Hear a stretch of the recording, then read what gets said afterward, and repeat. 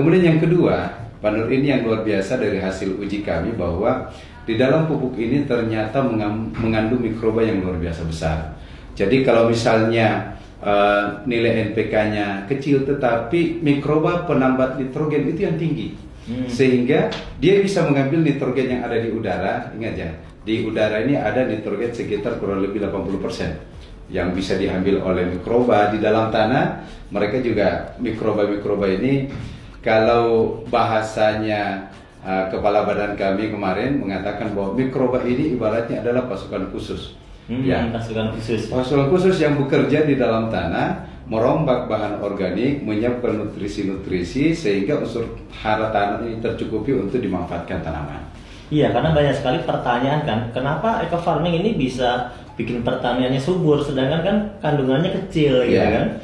Nah, termasuk juga mungkin gini, Mas Nur, bahwa masa sih benda sekecil ini bisa digunakan untuk 1 hektar, gitu ya. Nah, saya ingin jelaskan para sahabat mitra PTBS dimanapun berada, di dalam 1 tub eco farming ini hasil uji lab kami yang baru keluar kurang lebih 2 minggu yang lalu ya, kurang lebih 2-3 minggu yang lalu, itu mengindikasikan bahwa jumlah mikroba positif yang ada dalam 30 gram itu 150 miliar. Nah, padahal dalam kondisi belum diapa-apain ya? Belum diapa-apain. Nah, ada 150 miliar. 50 miliar. Itu minimal dari 5 kali ulangan, 5 kali ulangan di dalam pengujian di laboratorium, itu nilai terkecil adalah 150 miliar. Nilai tertinggi diperoleh 189 miliar per 1 tub. Jadi kalau kita ambil tengahnya, itu kurang lebih sebenarnya 170 miliar rata-ratanya ya. Tapi itu maknanya apa? Maknanya begini, dengan mikroba yang dalam jumlah yang besar, itu ketika kita aplikasikan ke tanah sebenarnya tidak perlu, langkah awal tidak perlu sebenarnya kita lakukan pengembangbiakan lagi, fermentasi gitu ya.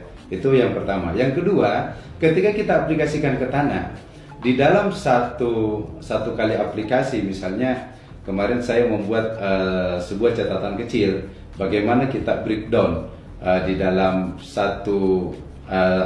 dalam 1000 ml itu ada 150 miliar misalnya.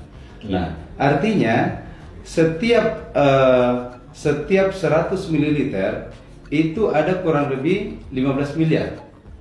Nah, jadi dalam 50 ml itu ada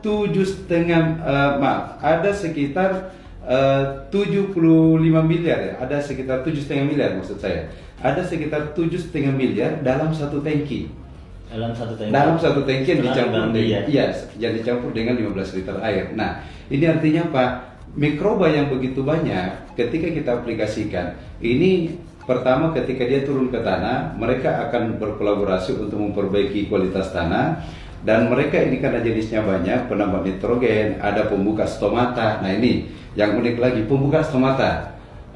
Mas Nur, apa fungsinya pembuka stomata? Stomata itu kan ada waktu-waktu terbuka secara alami. Ya, sampai jam 10-an. Ya. Nah, tetapi dengan menggunakan eco farming ini, ada mikroba yang kerjanya memang membuka stomata di luar jamnya.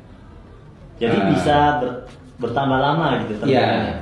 Nah, sehingga kenapa kemudian teman-teman misalnya di sawit ya, tadi kita dengarkan ada tamu dari Bengkulu mengatakan ada petani yang mengaplikasikan baru sekali, tadinya daunnya itu nggak bisa terbuka untuk keluar sawitnya, baru sekali aplikasi ternyata udah pada keluar setelah 28 hari.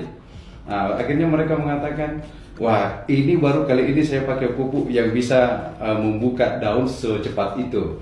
Nah, kenapa itu bisa terjadi? Karena kerja mikroba.